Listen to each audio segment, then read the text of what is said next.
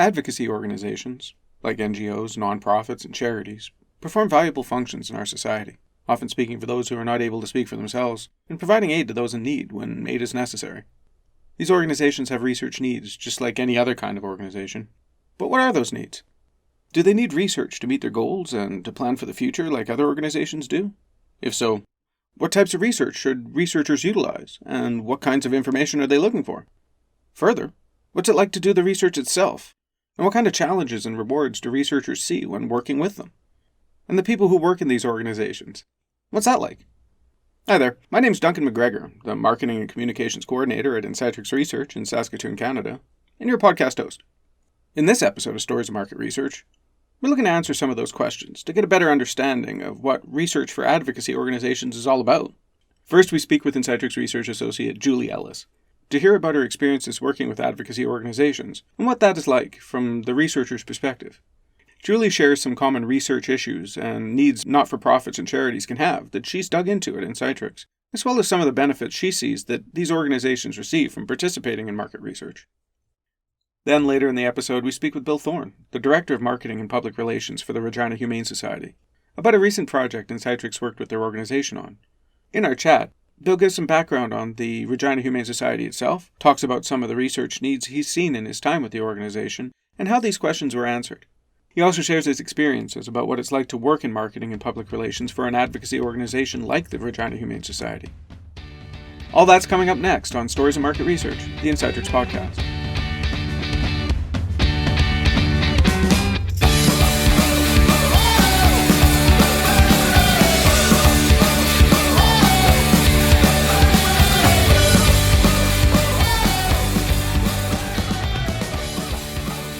Up first, we're speaking with Insightrix Research Associate Julie Ellis about what working with nonprofits and NGOs is like, some of the challenges she's seen that they can have, and the research that helps to provide insights into their operations. Hi, Julie. Thanks for coming back on the podcast. How's it going today? It's great. Thanks for having me. Thanks again for joining us for the episode. I'm really looking forward to talking about this really cool area of market research with you. So to jump in, might as well, advocacy is a bit of a big term. People throw it around a little bit. In our, context, it covers a lot of ground in that we use it to describe many kinds of organizations, similar operations, maybe with different goals, but ultimately they involve the organization taking part in advocacy for a specific issue or a group. Mm-hmm. I guess what I mean is that some nonprofits or NGOs will be working in specific sectors like healthcare or like hospital foundations or animal welfare like SPCAs or humane societies, while others will be working in areas like social welfare organizations like the United Way. And then there's other ones like sectors you may not even think about when thinking about nonprofits like chambers of commerce or real estate boards. Really, advocacy organizations exist across a number of sectors. So without directly naming any of our clients we worked with, what areas or sectors of advocacy research have you worked in as a researcher? Yeah, so I've been lucky to sort of have my hand in a few projects now. We've done some work with some animal welfare agencies, done a little bit of work with more healthcare related nonprofits, as well as sort of those in the human services, community development, and social welfare areas. So, yeah, I feel really lucky to have been involved with a number of projects now. And interestingly enough, you've also been a regular volunteer with advocacy organizations yourself. I'm going to have to worry about saying that throughout the entire episode, I think. Advocacy organizations. Can you tell us a little bit about your experience doing that? Sure, yeah. So I guess a number of years ago, I got involved with a local dog rescue here in Saskatoon. It's called New Hope Dog Rescue. I've always been an animal lover and a crazy dog lady, so it was something I really just wanted to get involved in and learn more about what they do and what the issues were and how they help in the community. So I started off volunteering with the organization as well as becoming a foster home for dogs that need. And that developed into sort of a more in-depth role as volunteer coordinator. And now I've moved on and I sit on the board of directors for that organization. And actually, that led me to an opportunity to work at the Saskatoon SPCA for just a little bit.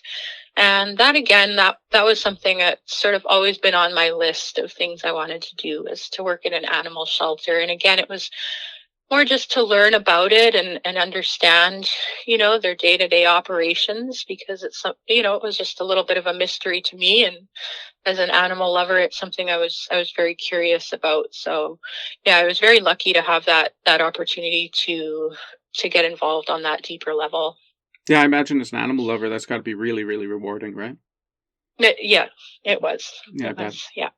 Well, and it's really cool because as somebody who does research at the same time, that's got to give you some special insight as well, being aware of the needs of advocacy organizations like the ones you work with, from both the client and the researcher side. How do you think that benefits the research you do?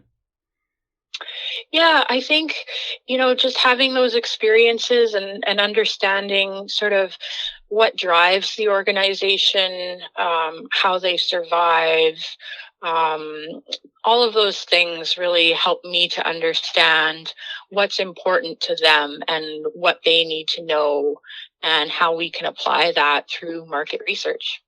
And, at Insightrix, we've done quite a lot of research for our advocacy organization over the years. So what are some of the issues or questions that NGOs, nonprofits, that kind of organization that we've seen, what kind of issues or questions do they have?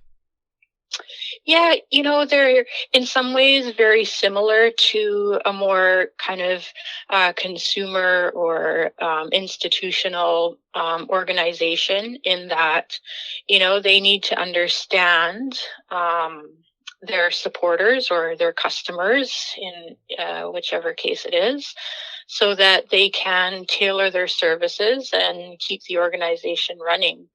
It's a little bit different in that, often these nonprofits and advocacy organizations deal with issues on an ethical level that involve morals and values, and inevitably emotions for many, depending on the topic area or the area that they work in. And so that's something that's really unique to these nonprofit organizations, and it's something that's really important for us to pay attention to as we move through the research process with them.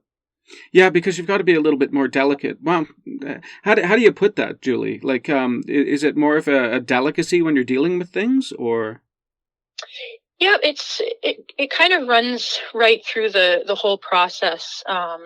It's important for them to understand sort of the values and perspectives of their supporters, right? So that they can have, that support to keep the organization running. And so in that, there's just sort of, there's an extra level of humanity that sort of gets injected, and it's important to understand that. And when emotions are involved, and we're dealing with ethical issues that people can become quite passionate about, we want to approach that with sensitivity and understanding, and that helps us clear the research path so that we can get those answers that are important to the organization without ruffling feathers, or without causing a disturbance in their work and their cause and what they're working toward.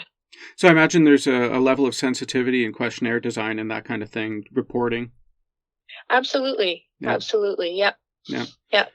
Well, that's really cool. Do you find that needs vary from sector to sector or from organization to organization? Or do you think that maybe some of these organizations have similar research needs, even if their goals or operations are different? Yeah, there's certainly some variation, right? Of course, depending on the organization, but there's just that special element of needing to understand the perspectives and the values of their supporters in a really kind of at a human level that is not really normal, or is maybe extraordinary for, when we compare to more consumer-based research. And so I think that's really common to most of our charitable organizations and our advocacy groups, is there's that heightened sense of humanity in in the research. And so they really need to understand the perspective of their supporters. And because there's emotions and feelings and, deep connections to these issues, it becomes all the more important for them to understand the needs and wants and expectations of their supporters. So that actually leads me right into my next question. Why is it so important for them to understand? Why is research so important for these organizations? Yeah, I think, again, they rely on donations and support from generally the public and sometimes from other sources as well. So they're really representing the perspective and the values and the ethics and morals of their supporters, and they want to project that. And in order to be a successful organization, they need to understand what those values are and how they're changing, because as you know, priorities change, values change. I mean, look at us right now in the middle of a pandemic. It changes everything, and it changes the way that people feel about these important issues. And so they need to keep on top of that so they can continue to represent those perspectives. Do you think beyond looking at sentiment, do they have use for this kind of research in their marketing as well, or say in advertising? Absolutely. Just like any other business, they need to appeal to their audience. And in order to do that, they need to understand their likes and dislikes and all of the things that are important to them so they can reach those audiences with the messages that are so important for them to get out there. And so I think we really have a role in helping them discover how best to communicate their message, how best to sort of spread their message, and how we can help them evolve and change as their audience does. Yeah, that's actually something I was going to bring up. I was like, just thinking off the top of my head, just identifying your audience and figuring out ways to grow it. It would be pretty amazing, right? Yeah, absolutely. Yeah. Absolutely. And it's very different, for each of the organizations. They have a different body of supporters. And, in order to be successful, they have to understand who their audience is and who are their supporters. And that information even helps them perhaps gain more support for the organization. So in that sense, it's even more important for them. Totally. That's really neat. Beyond the business of it, on a personal note, as a researcher, do you find this type of research to be rewarding or challenging? I do. I do find it to be very rewarding. Of course, it's always nice to be able to help, right? And feel like you're contributing, and the work that I do allows me to sort of get my hand in some different areas, that I don't get involved in through my personal involvement in animal welfare. My work has allowed me to get involved with health and medical related organizations and human services, community services. So it's been a really cool way for me to explore sort of that realm. That sounds super cool. Any challenges? Yes, of course. Of course. Yeah. I think with that sort of emotional and human sort of involvement that you get with this type of work, with advocacy-based work, of course, there are challenges, right? We all, you want to help out the best that you can, and that can be very difficult for nonprofit organizations. It can be very frustrating. And so I think when we work with these organizations, their challenges sort of become our challenges. It's hard to stay separate from that, right? We're all humans, so we get invested on sort of a deep level with our clients. Yeah, that makes sense, because when you're researching anything, you've really got to dig into it and sort of, I guess, put yourself into the place of whatever you're researching, right? And in a corporate or business environment, well, those are very important and challenging and engrossing, and you can find yourself answering a lot of cool questions and digging into a lot of really cool puzzles. But I imagine when you're dealing with advocacy groups, when you're doing the research for them, you might actually feel like you're actually helping them accomplish their goals in some way too, right? Yep, definitely. And I can honestly say that there's not one nonprofit or advocacy organization that I've worked with that I don't continue to follow after the project ends, right? Like I'm always looking to see how they're doing and what they have going on. And I really, I find myself sort of following along on their journey even after our research wraps up. That's really cool. Well, thanks for sharing your story on this stuff with us. I really appreciate it, and I have a little bit of a better understanding of what it's like to do this kind of research. So thank you very much for it. Yeah, thank you, Duncan, for having me for this discussion.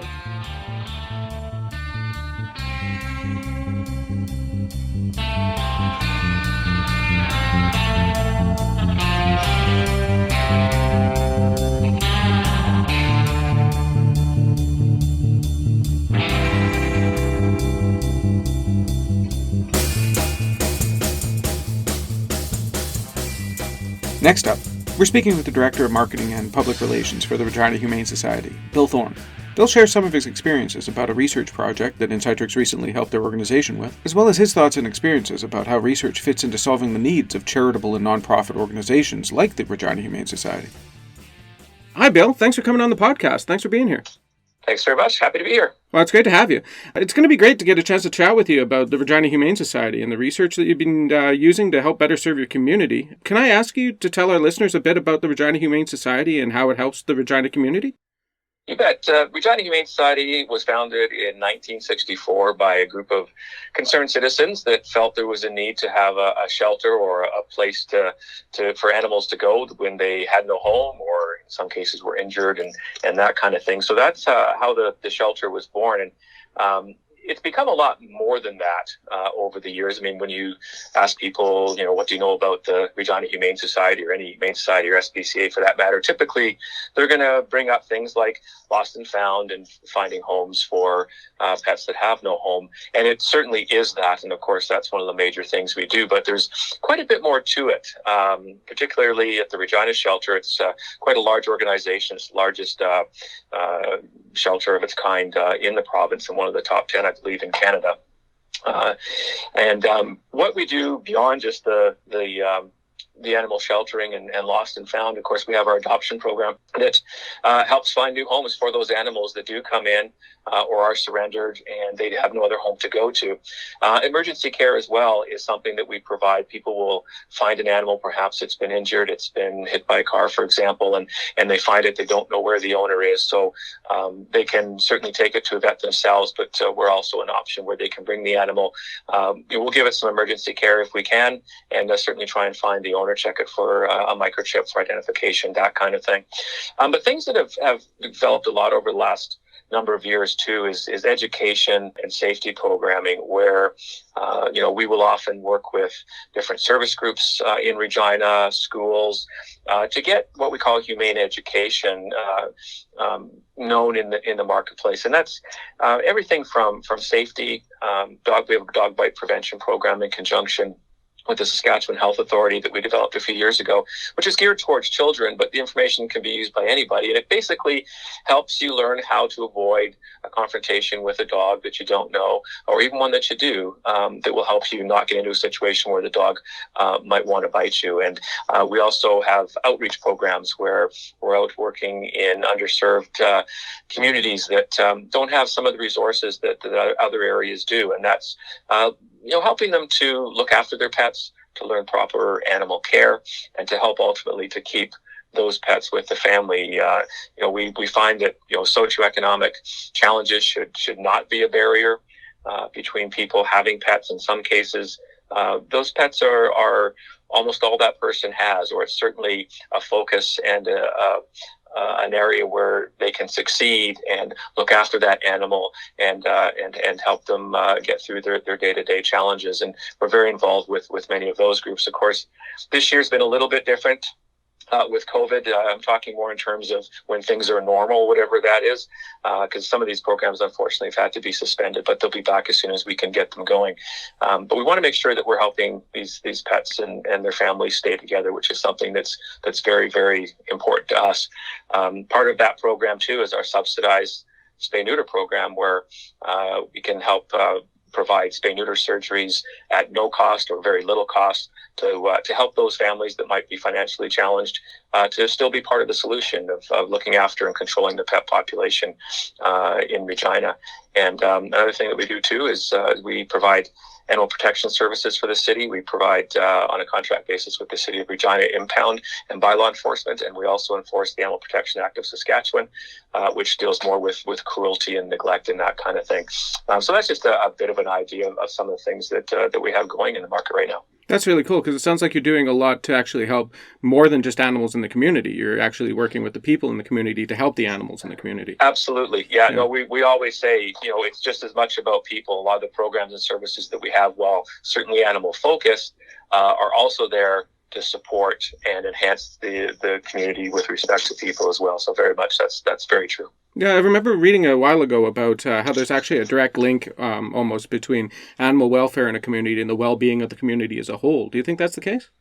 Absolutely. There's plenty of studies done, for example, with domestic violence and even violence towards animals, that if a person is displaying those types of behaviors, it can often escalate to, from animals to humans. And in fact, we have a program we call Safe Places, which we operate in conjunction with social services, whereby if there's a person in a domestic situation, and often the aggressors in those situations will use pets as a tool or a pawn in that relationship breakdown, or to get back at that person. For example, if you leave me, I'm going to hurt your dog or your cat or something like that. And often people will stay in those relationships because they fear for the safety of their pet. And the Safe Places program will give that pet temporary sanctuary so that it can be removed from that situation, and hopefully that helps the people involved to settle their differences, or to remove the person and allow them to escape from what could be a very bad situation. We'll look after the pet, and once things are settled down a little bit, then we can reunite them with that. But it takes that tool away from the aggressor in the relationship. Well, you guys are doing some really good work down there in Regina. Can you tell me about how you became involved with the Regina Humane Society? I spent about 30 years in the radio business early on air, and then the majority of it in the advertising side. But it was a wonderful career, and I enjoyed it very, very much. But just came to a point where I thought I might want to do something different. And what moved me towards the Humane Society was a pet, actually, that I adopted from the Humane Society a number of years ago, and a dog named Molly. And she ended up being a wonderful, wonderful dog, but a lot of work too. She was found on the side of a highway in a box with 4 siblings. 2 had passed away. They were found in the sun of early June, and we ended up adopting her. And just how the amount of work that it took with her, because she, when puppies stay with their mom, it's not just about getting breakfast and dinner. It's about learning how to be a dog, and dog language, and how to approach another dog safely. And she didn't have that benefit because she didn't have mom, and we had to learn to be that surrogate, if you will, over the years. And it just kind of gave me a new appreciation for animals, how they think, the personalities they have, and such. And it just kind of led me to look at the Humane Society. And a position came up, was actually a year term about 5.5 years ago, and for filling in for a medical leave. And I thought, okay, well, for a year, it'll give me an idea I can leave where I was and give me a chance to think about what else I wanted to do. But 5.5 years later, I'm still there. They asked me to stay when that year was up, and I've enjoyed it very, very much. Right on. What's the most rewarding part that you find about working with an organization like the Regina Humane Society? It's people often say it's you feel you can make a difference, and I suppose that's true. But it's really, we often talk about building families, and although in this situation it's people and animals, but when you read the updates we get on animals, and people make comments and send us emails and letters and pictures and that kind of thing, and what they're sending us is a demonstration of just how much that animal that they adopted has impacted their lives, and it's always for the better. They can't imagine life without Fluffy, and life is just so much better than it was before with this pet in my life. And those are the really rewarding moments when you see that not only have you taken an animal that had no home, it was displaced. Every animal in our building is not where it's used to being. Often they're scared. They don't know. There's strange sounds, strange smells. And, we take that animal and we look after it. And then, if we can't find the owner, we'll find a new home for it. And it's amazing to watch. And those are the best days. There's a lot of bad days too.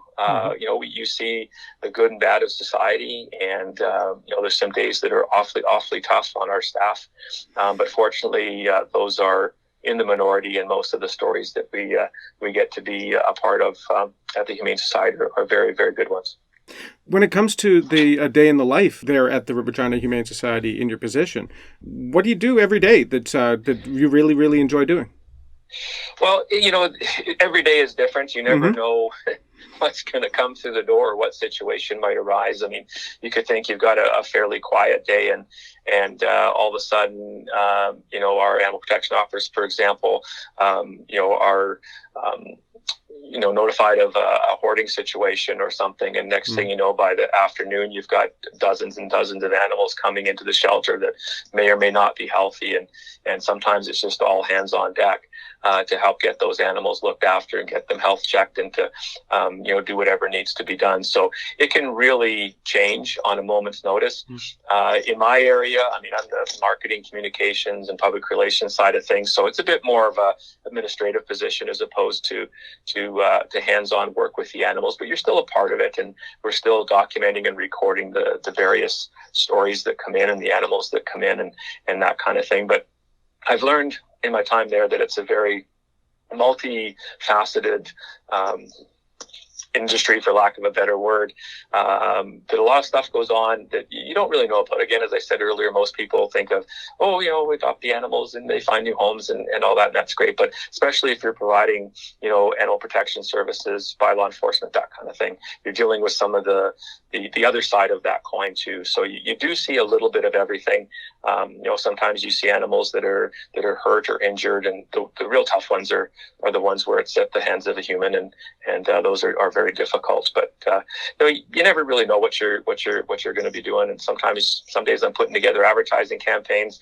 Other days I'm helping with our vet staff with some injured animals. So you never really know what's going to happen. Right on. And speaking of, frankly, some of the advertising campaigns and whatnot that you guys have been involved with, we recently partnered with the Regina Humane Society at Insightrix to perform some research for your organization. Can you describe this for our listeners? Yeah, like any organization, I think it's always good to, know what people are thinking out there. There's a saying I've often been quoted on and I've said where you can't read the label from inside the bottle, and that comes from my advertising days and really what it means is you might think what your business is being perceived at, but it can be tough sometimes because you're working in it every day and you're influenced by the day-to-day goings on of that business or operation or organization. And sometimes you don't necessarily have, or you lose sight of, what is the perception of my business or organization in the marketplace? And it's very easy to lose that. So research and getting outside of that bottle is very, very important. And we did partner with Insightrix to do some research this past summer. And we did it in two parts. There was two surveys that were part of the overall effort. And one was what we call a general public or general survey that surveyed the community in general about the Humane Society, and what that was intended to do was to see if we did have the right idea. We had a notion or an image of what we felt we were being perceived as and about in the marketplace, and we wanted to see if that was actually true. We're a charity. We're not a business in the true sense of the word, but let's face it, there is competition amongst nonprofits for donations and that kind of thing. So you want to make sure your brand is on target and it's reflecting the proper image that you want it to reflect, which can affect so many different things, from people trusting you with their pet to to donations and beyond. So it's something that's very, very important to us. So we wanted to make sure that, we had the right idea. How top of mind were we? How strong is the brand? And that kind of thing. And then the second part was directly towards past donors and some current donors. We went back, I think, 2 or 3 years for people that had donated to the Humane Society.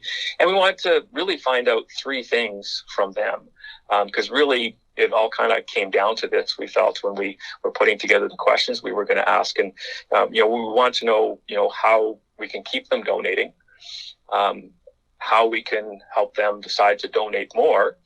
And the third thing was to talk a little bit about plan giving, and that would be, leaving the Humane Society a donation in one's will when people pass away. And so those were sort of the 3 main things that we wanted to learn from them, because that's really what it all comes down to from a fundraising perspective. So those were the 2 angles we took with it. Right on. And did you benefit in any way from it? Like when they finally got the data back, how did it help out the Regina Humane Society?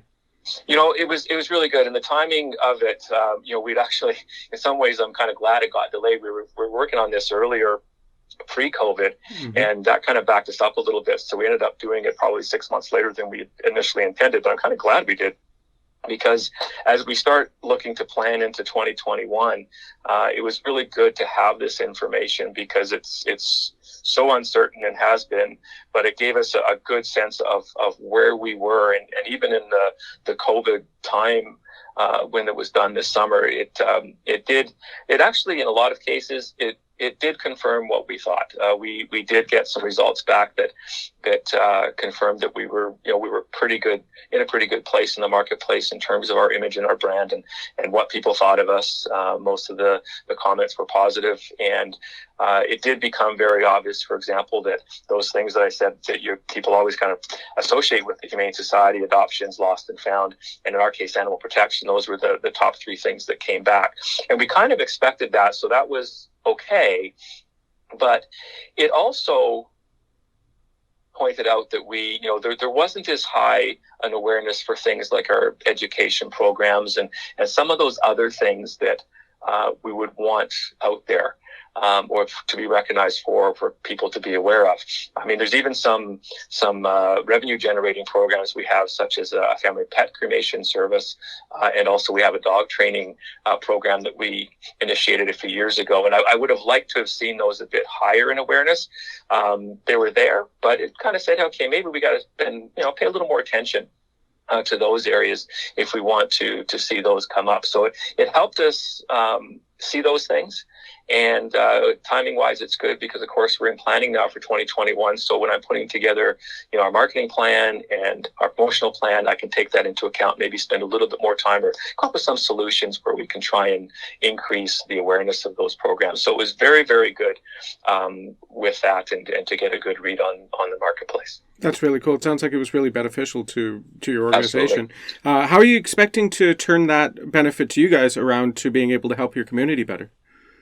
Well, I think when we were putting the questions together and working with Insightrix on that, the one thing that we really wanted to make sure we had was information and data that was actionable. It might be really cool to know something, but if it wasn't something you could take and do something about, we really weren't that interested. So we really tried to focus in on those things that would give us some good actionable items. And again, the example I just gave of, okay, we need to, make sure that we're paying more attention to education, because that's a growing part of the Humane Society, something that's going to become more important as time goes on. So it was really interesting to learn where that was and make some changes that are going to help that grow and those programs become bigger and more people being aware of them in the marketplace. So that's just one example of the things that we can do. On the donor side, we did get a good idea of the sort of number of people or the percentage of people in the market that might be looking to donate to us. So that was encouraging. There was some good numbers there. But we also asked if, for example, if people wanted information about planned giving, they would provide their contact info, and we had quite a few that did. So it gave us, some hard data, some hard contact info that we could get some information to these people and hopefully help assist them in planning to donate to the Humane Society, in their will or estate. So some very actionable things, which I think are going to prove to be very, very beneficial in time. That's really cool. Now, what are some of the other ways the Regina Humane Society has used research in the past?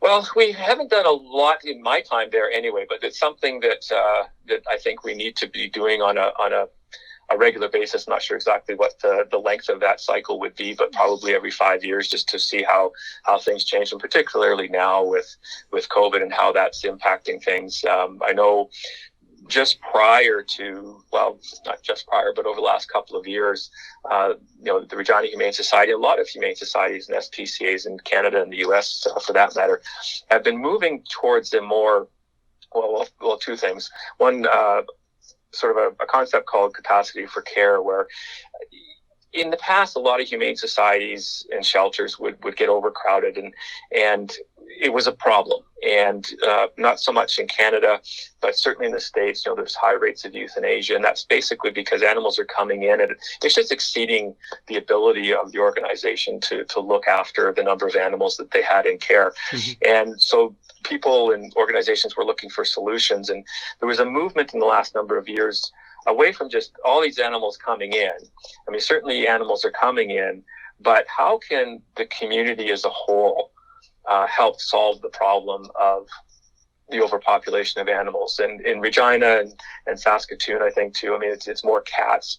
In other places, it's dogs. In other cases, it's both. But the idea is, how can we, look after animals in a way that does not exceed our capacity financially, our capacity with respect to physical space, and the capacity of our staff. I mean, when you've got euthanasia is happening left, right, and center, that's really tough on a staff.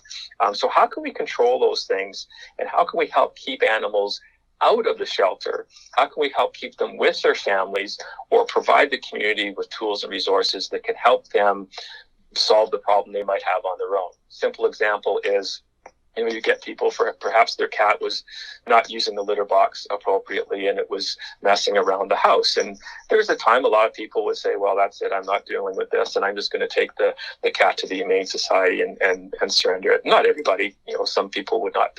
But how can we help that person solve that problem so that, they can remain with their cat? Because in vast majority of places, people want to have the cat, but they get frustrated and such. So what resources can we provide them to help them solve the problem of why the cat isn't using the litter box appropriately? And sometimes it's very simple, sometimes not. But what we're hoping to do is to avoid that animal from coming into the shelter if it doesn't really need to, so that we've got the space for animals that really need us. Bottom line, how do we keep healthy animals out of the shelter? How do we help them stay with their family? And situations change too. There's lots of very legitimate reasons why someone can no longer look after a pet that they had every intention of looking after. Perhaps employment has changed, or they have to move or something. So how can we help them, instead of just bringing it to the Humane Society if they can't keep it? How do we help them find a home for that pet? So again, it doesn't have to enter the shelter, use up resources, and you might have an animal that truly needs the shelter that can't come in because there's not enough space. So it's almost moving towards an animal social work kind of model. Mm-hmm. And it's very interesting and very exciting. And I think what it's going to do is achieve that goal of more animals staying with their family, not having to enter a shelter, having more resources to look after the animals that truly need the shelter.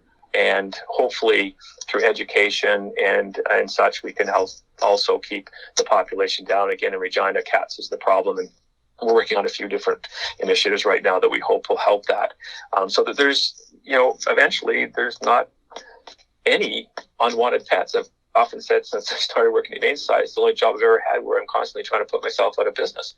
And hopefully we can get closer to that. But again, what that does is it puts a lot more focus on the education and outreach side of what we do versus strictly the animal sheltering. That'll always be there, but how can we prevent those animals from coming in and keeping them with their families? So that's a growing focus, which I think you'll see a lot more things happening with in the coming number of years.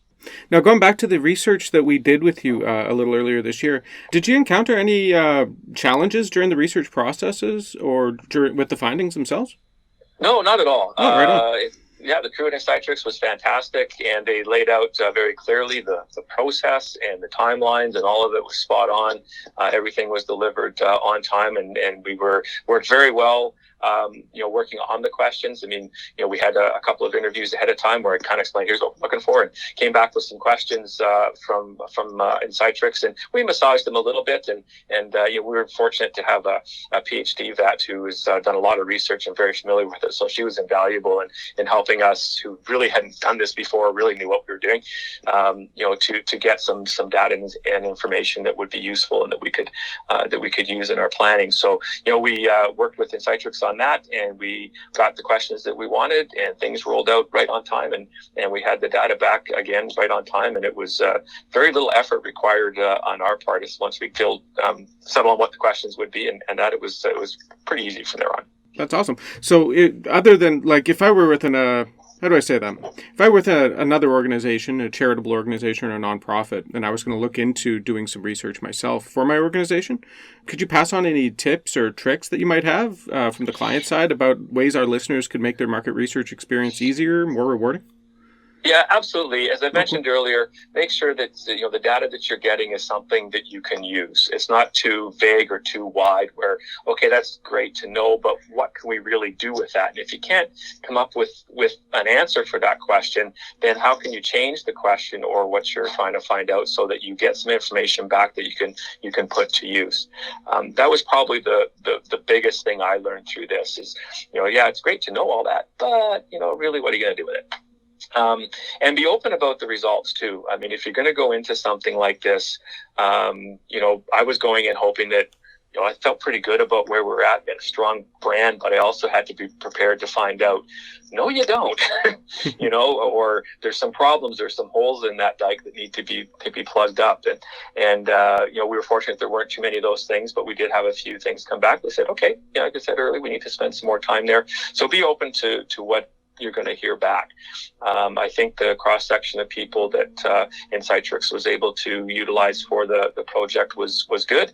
And again, it confirmed a few things for us in terms of, things like the age of our supporters. We kind of knew that, but, we saw a couple of places, there's some traction beginning to take hold here too. So maybe we could focus a little bit on a different demographic than maybe we have.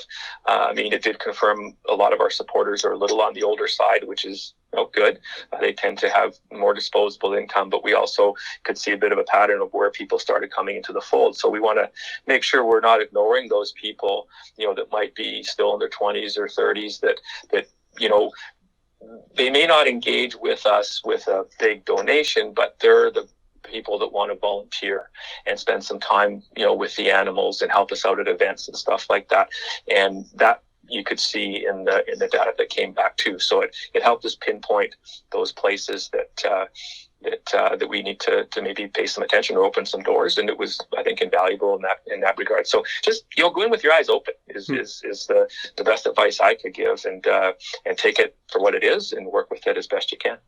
So can you tell us anything about the exciting things the Regina Humane Society has planned coming up? Well, you bet. Just the things I talked about too, sort of the change and shift in animal sheltering. But probably the single most exciting thing that we've got coming is we are planning to build a new facility.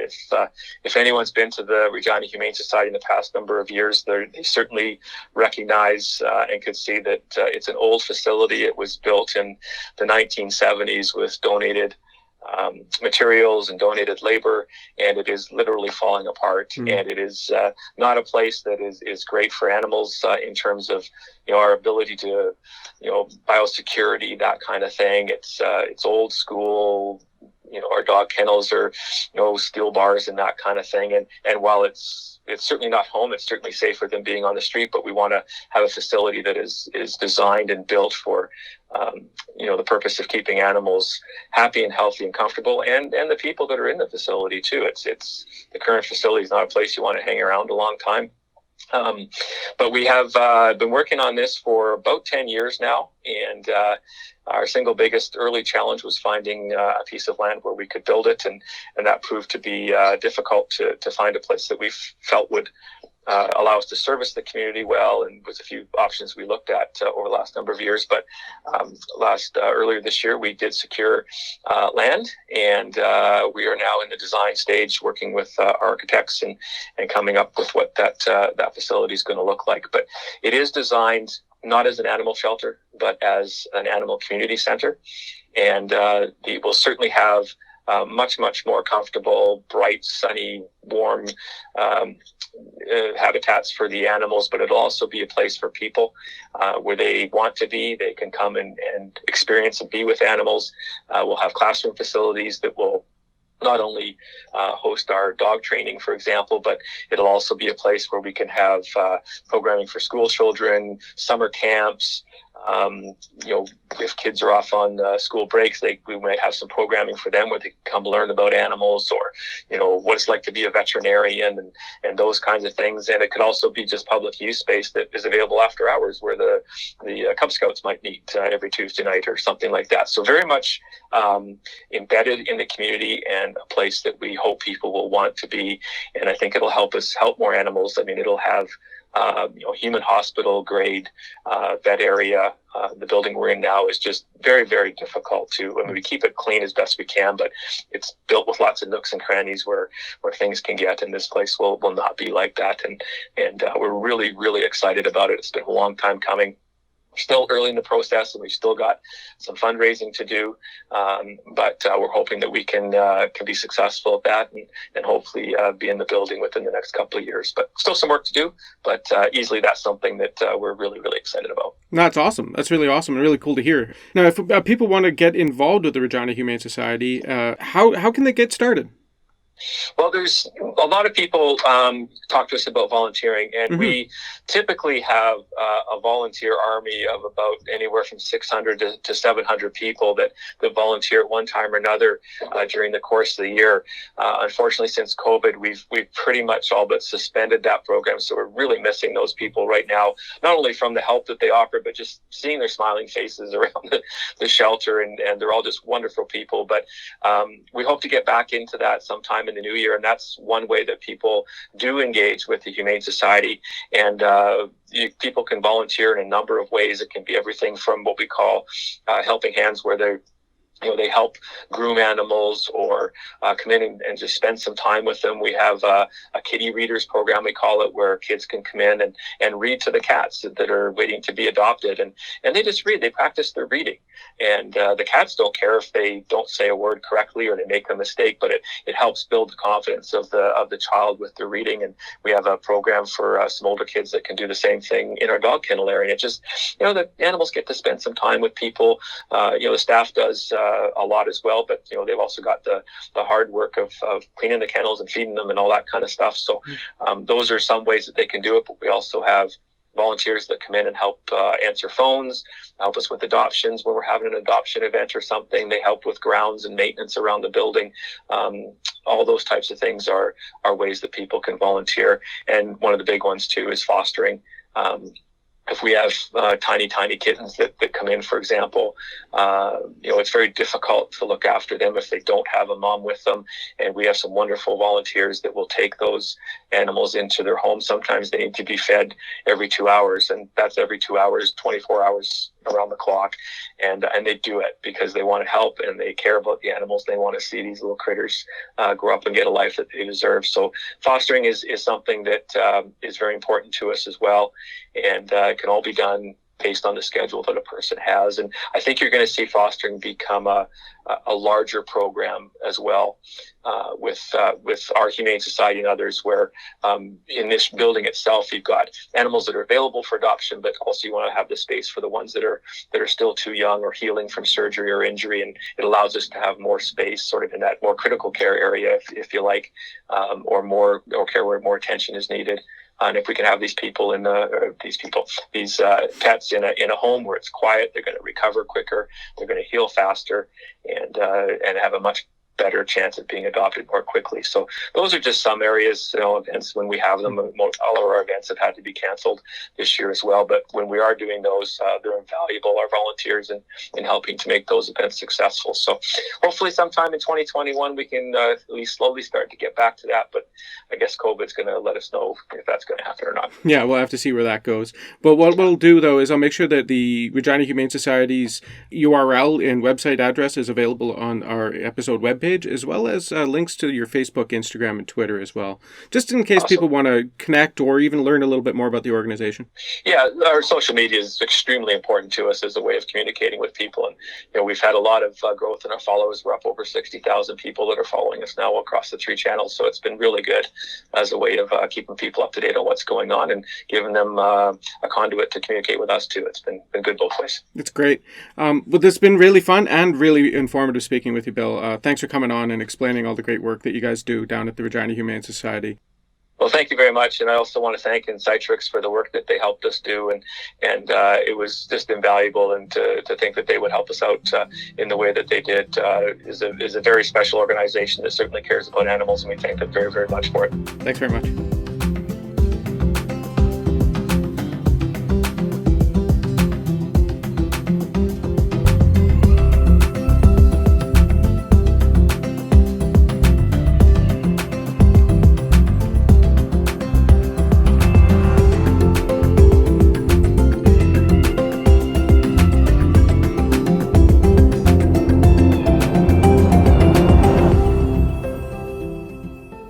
And there you have it.